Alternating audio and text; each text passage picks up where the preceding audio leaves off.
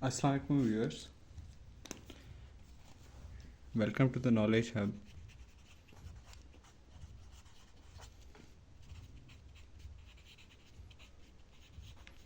Twitter YouTube channel.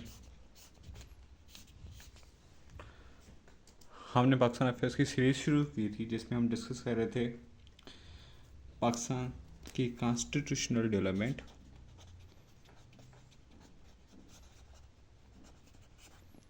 और उसमें हमने जो डिस्कस किया था अभी तक वो हमने 1947 से 1956 का सफ़र तय किया है इस वीडियो सीरीज़ में। आज का जो लेक्चर है हमारा वो है लेक्चर नंबर 3 और इसमें हम देखेंगे 1956 टू 1962 का पीरियड और उसके साथ साथ सैलिएंट फीचर्स ऑफ 1962 कॉन्स्टिट्यूशन। आप लोगों में से जो भी इस चैनल पे न्यू हैं तो काइंडली हमारे चैनल को सब्सक्राइब करें और बेल आइकन के बटन को प्रेस करें ताकि आपको फ्यूचर अपडेट्स बआसानी मिल सकें। तो हमने डिस्कस किया था, लेट्स बिगिन। हमने डिस्कस किया था किस तरीके से हमें 1956 को कॉन्स्टिट्यूशन मिला था और इसके सैलेंट फीचर्स क्या थे।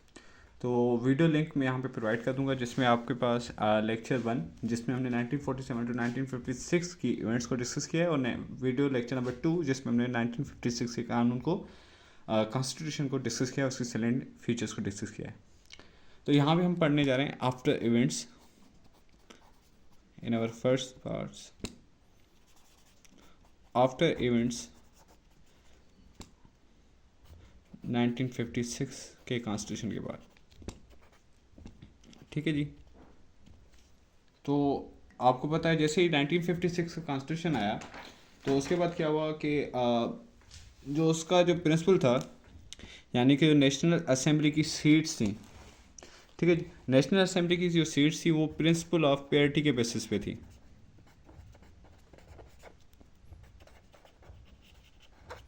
Means on the basis of equality. वो एक हमारे पास जो 1956 का कानून था उसके तहत जो असेंबली थी वो यूनिकैमरल थी और उसके जो मेंबर्स थे वो सिलेक्ट होने थे on the principle of parity.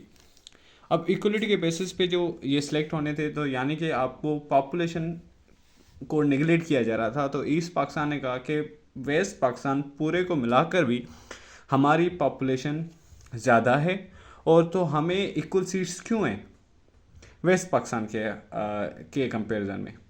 और यही जवाब था वेस्ट पाकिस्तान में कि हमारी सीट्स ज़्यादा होनी चाहिए। तो इसकी वजह से क्या हुआ कि वहाँ पर दंगे फसाद होने लगे जिसकी वजह से फर्स्ट मार्शल पाकिस्तान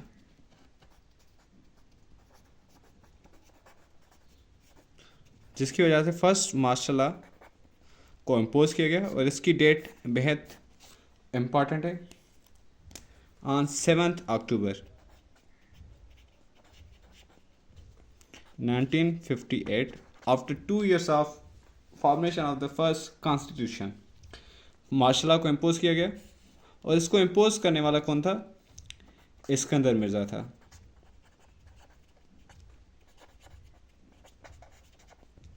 ठीक है जी, इसको इम्पोज करने वाला कौन था? इस्कंदर मिर्ज़ा। अब जैसे इस्कंदर मिर्ज़ा ने इसको इम्पोज किया तो उसने जनरल अयूब को जो उस वक्त के CNC थे यानी कि commander in chief of army, उसको उसने क्या किया? चीफ मार्शल लॉ, ठीक है जी, चीफ मार्शल लॉ एडमिनिस्ट्रेटर बना दिया।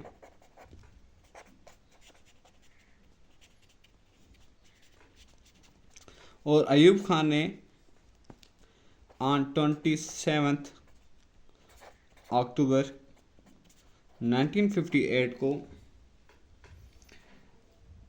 As an head of state यानी कि president oath Lee,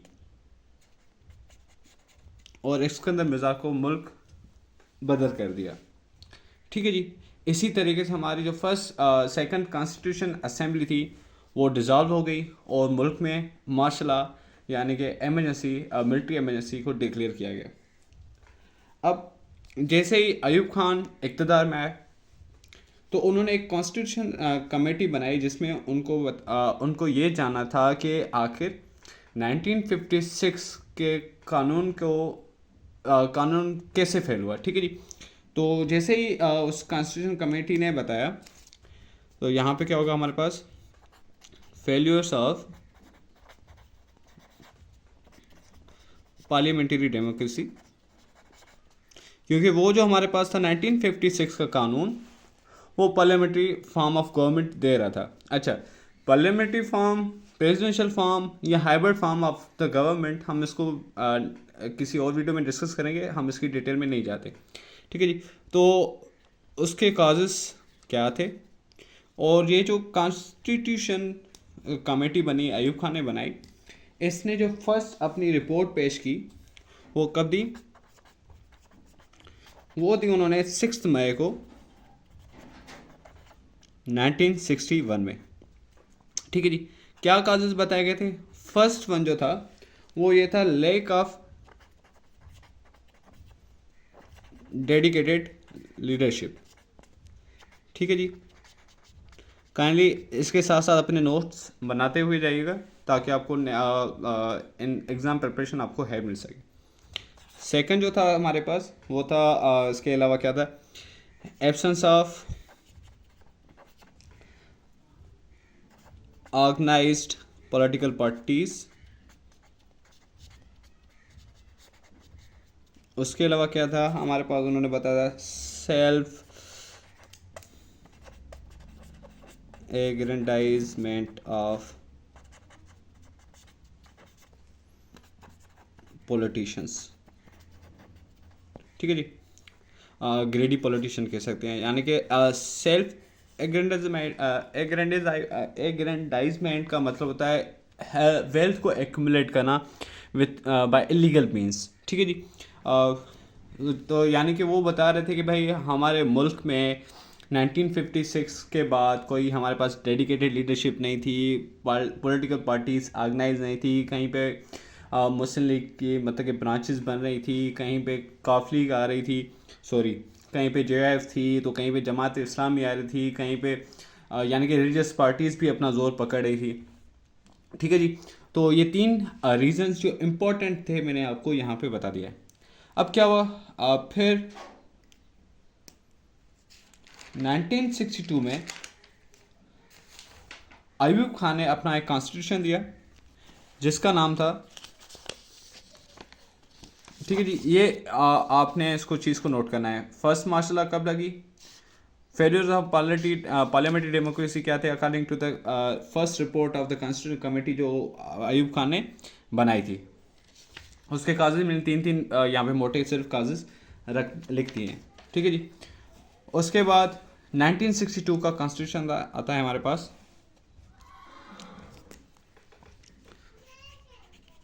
constitution of 1962। ठीक है जी।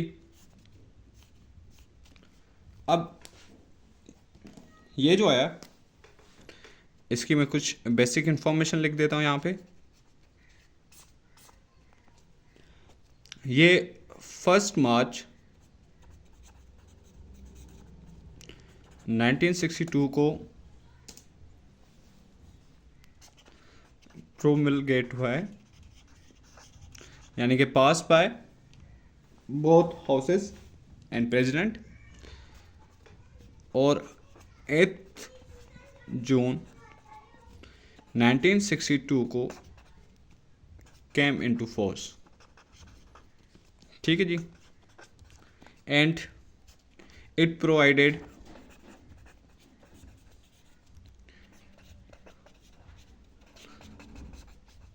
Presidential form of government. ठीक है जी। ये 3 चीज़ें मोटी मोटी यहाँ पे हमने इसको लिख दिया। अब मैं एक अलग सी वीडियो बनाऊंगा जिसमें मैं आपके साथ difference between presidential and parliamentary form को डिस्कस करूँगा। यहाँ पे सिर्फ मोटी मोटी चीज़ें मैं आपको बता देता हूँ कि जो प्रेसिडेंशियल फॉर्म होता है उसमें जो हेड ऑफ स्टेट होता है और हेड ऑफ जो गवर्नमेंट होता है वो दोनों सेम होते हैं। यानी कि जो आपका प्रेसिडेंट होता है वो हेड ऑफ स्टेट भी होता है और हेड ऑफ गवर्नमेंट भी होता है, यानी कि वो बंदों का भी मालिक होता है और जो कानून बनाते हैं उसका भी मालिक वही होता है, लेजिस्लेचर का। लेकिन जो पार्लियामेंट्री फॉर्म होता है वो दोनों डिफरेंट होते हैं, यानी कि प्राइम मिनिस्टर जो होता है यहाँ पे पीएम पार्लियामेंट्री फॉर्म में वो हेड ऑफ गवर्नमेंट होता है और जो प्रेसिडेंट होता है वो हेड ऑफ स्टेट होता है। ठीक है जी। दूसरी चीज़ यहाँ पे जो लेजिस्लेटिव होता है, चलें यहाँ पे मैं आपके साथ डिस्कस करता हूँ ये चीज़ें, इनको मोटी मोटी में। Legislative, executive and judiciary all independent होते हैं। ठीक है जी। और यहाँ पे क्या होता है, जुडिशरी इंडिपेंडेंट, ठीक है जी। और बाकी जो लेजिस्लेटिव होता है यहाँ पर इन parliamentary form, legislative and executive दोनों डिपेंडेंट होते हैं एक दूसरे के ऊपर। अब यहाँ पे लेजिस्लेटिव और एग्जीक्यूटिव का मैं आपको बता दूं। एग्जीक्यूटिव कौन होता है, पीएम प्लस मेंबर्स जो उसकी कैबिनेट होती है। ठीक है जी। और लेजिस्लेटिव जो है वो नेशनल असेंबली जैसे हो गई हमारी, और सेनेट हो गई यहाँ पे अभी इस वक्त। ठीक है जी। और यहाँ पर क्या होता है, जो एग्जीक्यूटिव होता है वो प्रेसिडेंट होता है। ठीक है जी। और जो लेजिस्लेटिव होता है वो प्रेसिडेंट के वो बंदे होते हैं जो प्रेसिडेंट, ठीक है जी। और क्या होता है यहाँ पे, एग्जीक्यूटिव कौन होता है, प्रेसिडेंट प्लस मेंबर्स।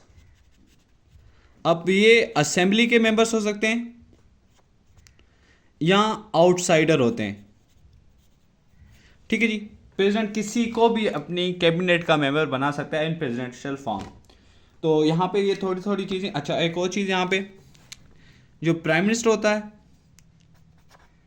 पीएम, इसका टर्म फिक्स होता है 5 साल,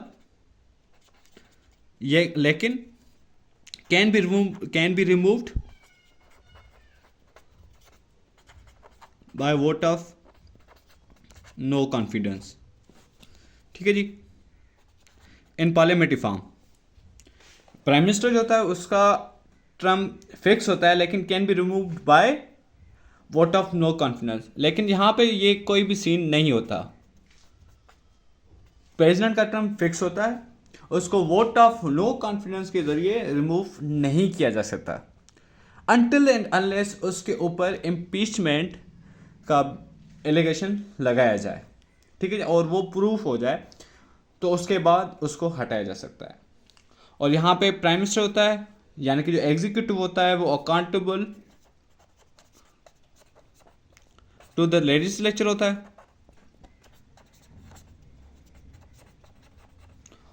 और यहाँ पे प्रेसिडेंट होता है वो अकाउंटेबल नहीं होता। ठीक है जी। तो आते हैं 1962 के कॉन्स्टिट्यूशन के ऊपर, जिसने हमें presidential form of the government दिया। किसने, 1962 के कॉन्स्टिट्यूशन ने। उसके सैलेंट फीचर्स को डिस्कस करते हैं। Let's begin.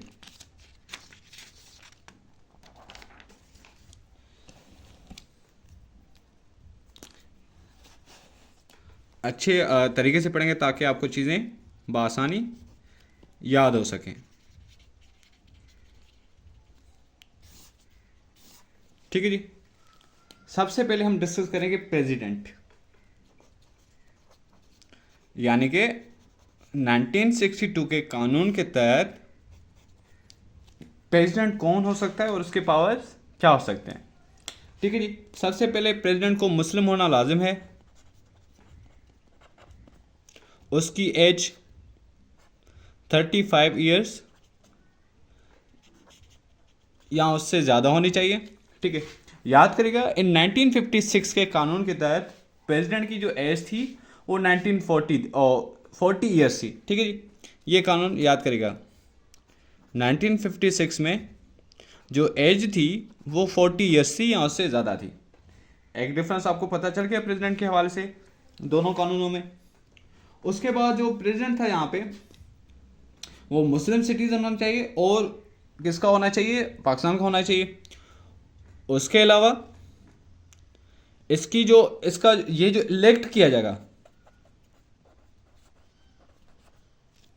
इनडायरेक्टली होगा,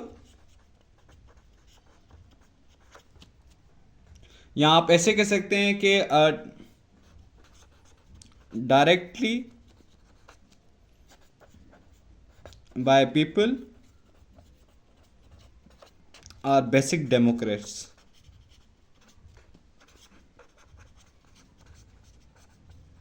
ये जो थे ये आपके यूसी चेयरमैन थे,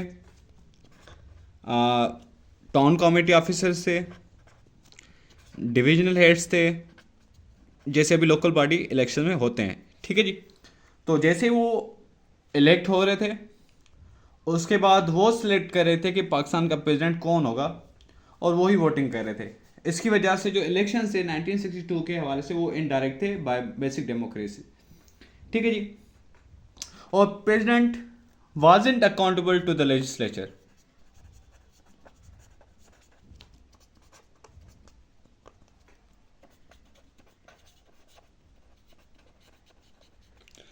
He possessed veto power.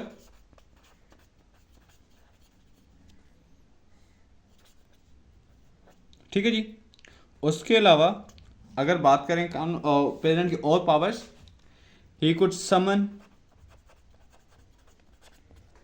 Prorogue and dissolve assembly,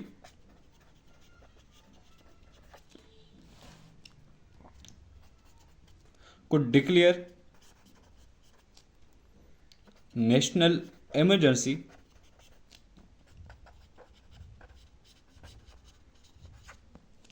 ठीक है जी। उसके अलावा क्या था इसके अंदर, he could appoint governors, members. अब ये मेंबर्स असेंबली के भी हो सकते थे और आउटसाइडर्स भी हो सकते थे।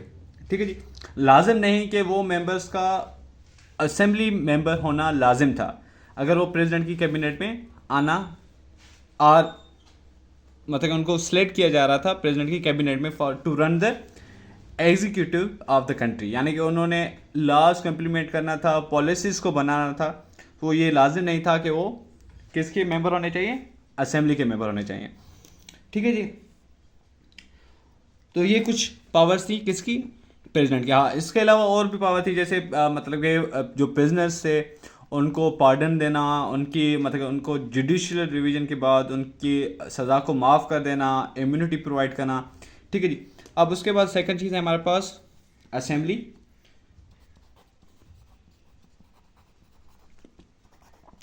याद करिएगा अकॉर्डिंग टू 1956 कॉन्स्टिट्यूशन असेंबली के अंदर 300 सीट्स थी हमारे पास। ठीक है जी, अब अकॉर्डिंग टू 1962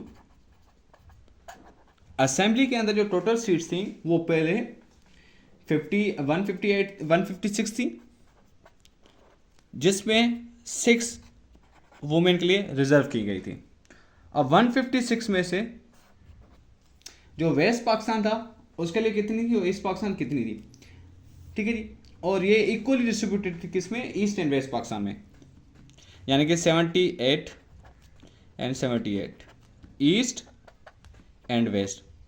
अब यही 156 सीट्स आफ्टर एन अमेंडमेंट, जिसको हम नाम देते हैं एक अमेंडमेंट थी 1962 की अमेंडमेंट थी, जिसमें इसको बढ़ाकर, यानी कि अमेंडमेंट के बाद मैं लिख देता हूँ यहाँ पे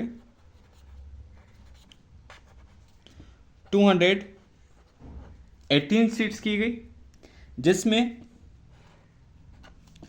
200 एक्चुअल मेंबर्स है और 10 इंटेलेक्चुअल्स एंड 8 वुमेन थी।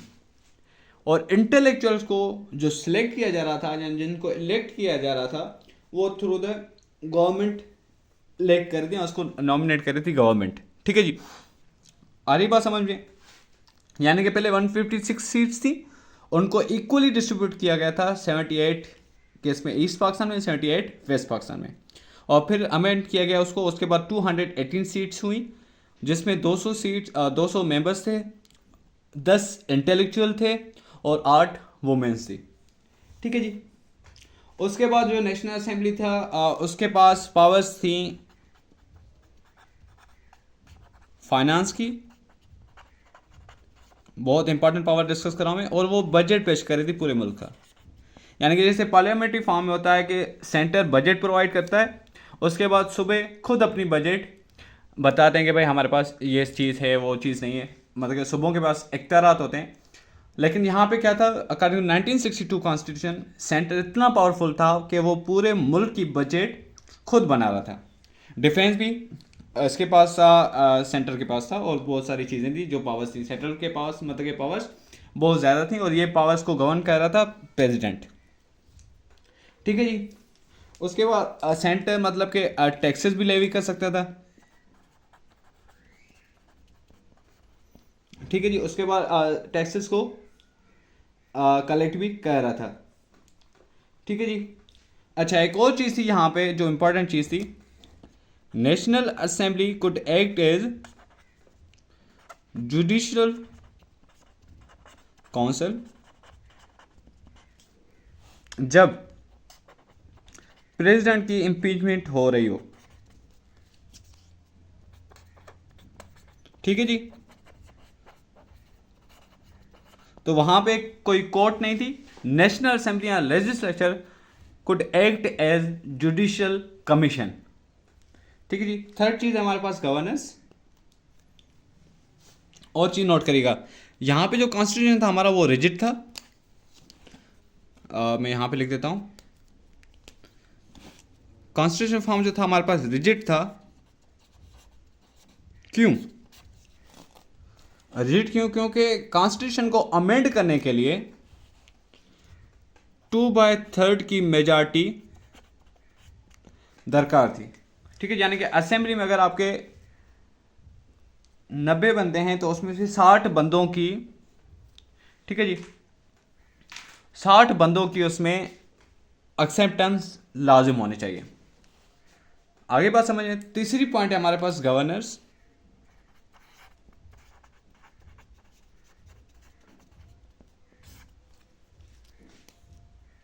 गवर्नर्स जो थे वहां पे हमारे पास प्रोविंशियल चीफ थे।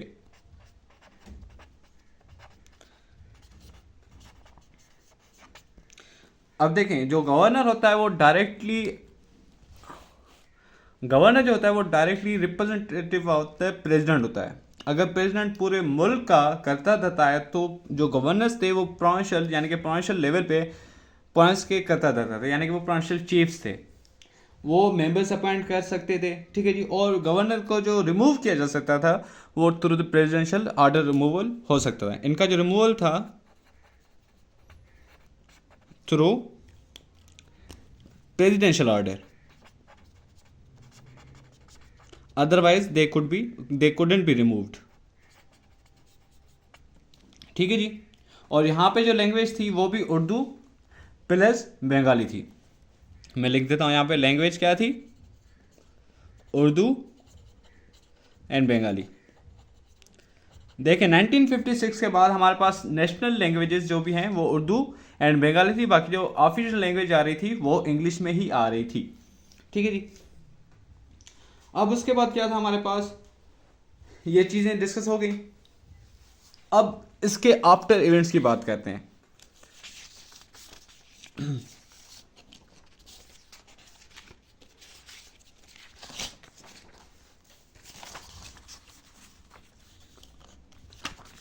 अब 1962 का कॉन्स्टिट्यूशन आ गया हमारे पास।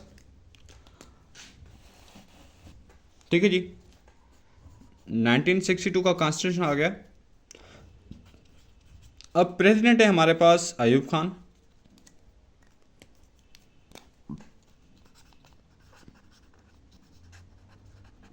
और अभी कैपिटल चेंज हो रहा है यहाँ से पाक, मतलब कि कराची से इस्लामाबाद कैपिटल चेंज हो रहा था 1960s में।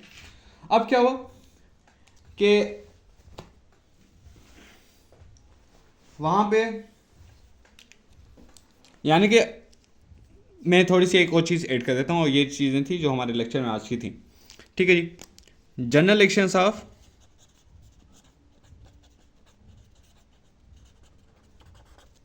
1965। जैसे ही कानून आया तो सबने बताया कि कानून जो है वो डिक्टोरियल है, ये सिर्फ प्रेसिडेंट को पावर प्रोवाइड करता है। तो पूरे मुल्क में दंगे फसाद होने लगे। तो अयूब खान ने कहा कि भाई ठीक है, if you don't like my constitution तो आप ऐसे करें, मेरी जगह पे कोई और बंदा लेके आए, उसके बाद इसको अमेंड है, इसको कॉन्स्टिट्यूशन को चेंज करें, कोई मसला नहीं है। तो इसके हवाले से 1965 के जनरल इलेक्शन में ये क्या थे हमारे पाकिस्तान के फर्स्ट प्रेसिडेंशियल इलेक्शंस थे।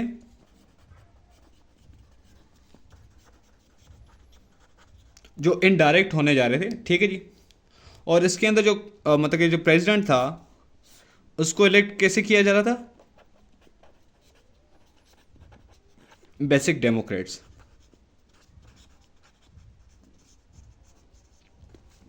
ठीक है जी। अब यहाँ पे जिस इलेक्शन में इलेक्टोरल कॉलेज था हमारा, वो कंस्टिट्यूट कर रहा था 80,000 बेसिक डेमोक्रेट्स। ये एमसीक्यूज में बार बार रिपीट हुआ है। अब यहाँ पे सिर्फ मेजर जो कंटेस्टेंट थे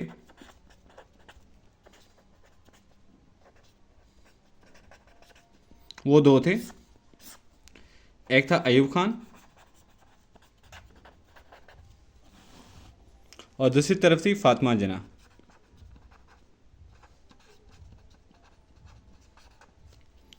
अयूब खान जो थे वो किसके थे, कन्वेंशन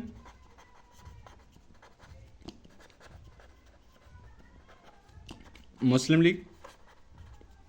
और फातिमा जिन्ना जी थी वो किसकी थी, कंबाइंड ऑपोजिशन।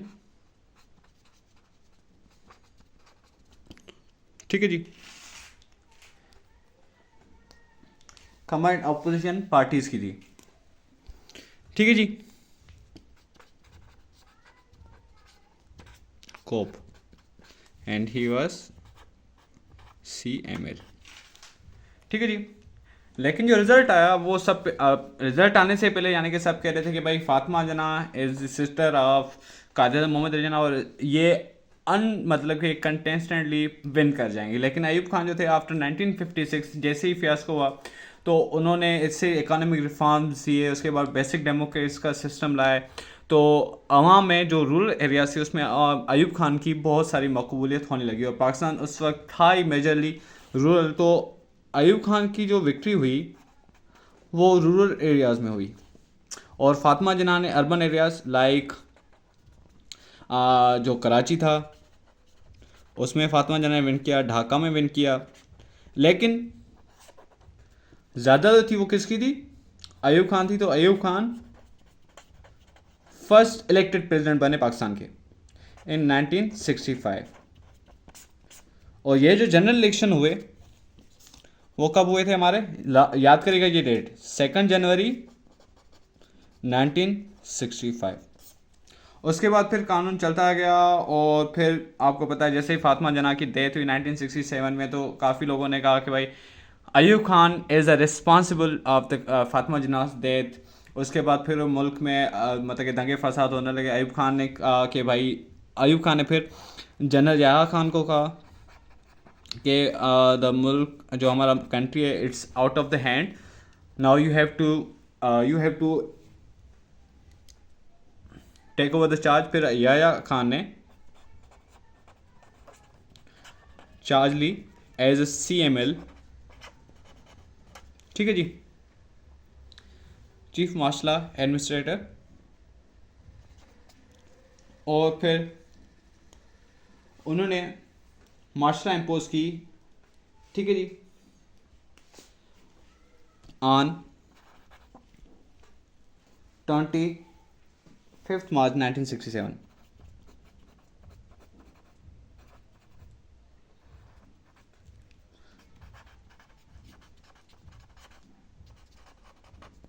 ये मार्शल किताबों में नहीं आती, ठीक है जी। ये एक सिविलियन मार्शल थी, मतलब कि मार्शल वही चल रही थी 1956 वाली। अब याया खान जैसे ही आया, उन्होंने क्या कहा कि उन्होंने जो था मतलब कि 1 यूनिट को उन्होंने डिज़ोल्व किया। याया खान जैसे ही आए, उन्होंने लीगल फ्रेमवर्क ऑर्डर दिया,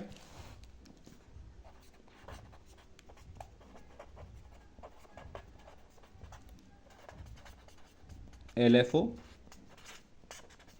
और 1 यूनिट को डिज़ोल्व कर दिया। इसी तरीके से फिर बलूचिस्तान, KP, सिंध और पंजाब के सूबे बहाल हो गए। और ये जो LFO आया था वो आया था फर्स्ट, ठीक है जी। आप इसको कह सकते हैं जो 1 यूनिट मतलब कि डिज़ोल्व हुआ था वो हुआ था 20 या 13 जून 1969 में, सॉरी 70, ठीक है जी। उसके बाद LFO जो था हमारे पास, मैं LFO के ऊपर बाद में डिस्कस करूँगा, ठीक है जी। अब क्या था, LFO के अंदर याया खान ने मतलब कि असेंबली की डिस्ट्रीब्यूशन बताई थी कि भाई नेक्स्ट जनरल इलेक्शन कैसे होंगे। General election of first general election थे पाकिस्तान के, ठीक है जी, जो हुए 7 दिसंबर को इन 1970 में, ठीक है जी। और ये कैसे, अकॉर्डिंग टू LFO,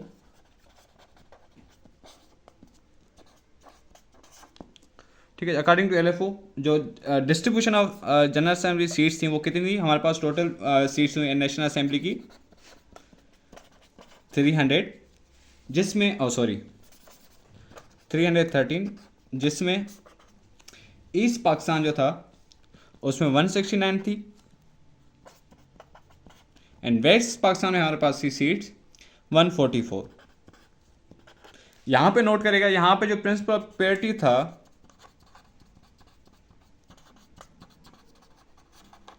उसको, प्रिंसिपल ऑफ पेरिटी को ख़त्म किया गया, यानी कि अब इक्वल डिस्ट्रीब्यूशन ऑफ सीट्स नहीं थी। याया खान ने न्यू सिस्टम दिया, 1 मैन 1 वोट। ये भी काफ़ी कबार MCQs में आया है कि 1 मैन 1 वोट पॉलिसी किसने अनाउंस की थी, ठीक है जी। उसके बाद इलेक्शंस हुए, फिर इलेक्शन का रिजल्ट निकला, फिर कौन, यानी कि फिर हमने देखा कि फॉल ऑफ ढाका होता है 1972 में, उसके बाद फिर 1973 का कानून आता है। हम ये बाद में डिस्कस करेंगे। आज का जो लेक्चर हमारा वो यहीं तक इख्तिताम होता है। हम नेक्स्ट वीडियो में जनरल इलेक्शंस ऑफ 1970 को डिस्कस करेंगे, उसके रिजल्ट्स को डिस्कस करेंगे, ठीक है जी। 1970 को डिस्कस करेंगे, उसके रिजल्ट्स को डिस्कस करेंगे, उसके बाद के आफ्टर इवेंट्स को डिस्कस करेंगे। मैं यहाँ पे लिख देता हूँ, नेक्स्ट लेक्चर में क्या डिस्कस करेंगे हम, जनरल इलेक्शंस को डिस्कस करेंगे, कौन जीता कौन हारा, उसके आफ्टर इवेंट्स को डिस्कस करेंगे, and then our final topic 1973 का कॉन्स्टिट्यूशन और उसकी 18th अमेंडमेंट पर्टिकुलरली, और इसके साथ हमारी कॉन्स्टिट्यूशनल डेवलपमेंट,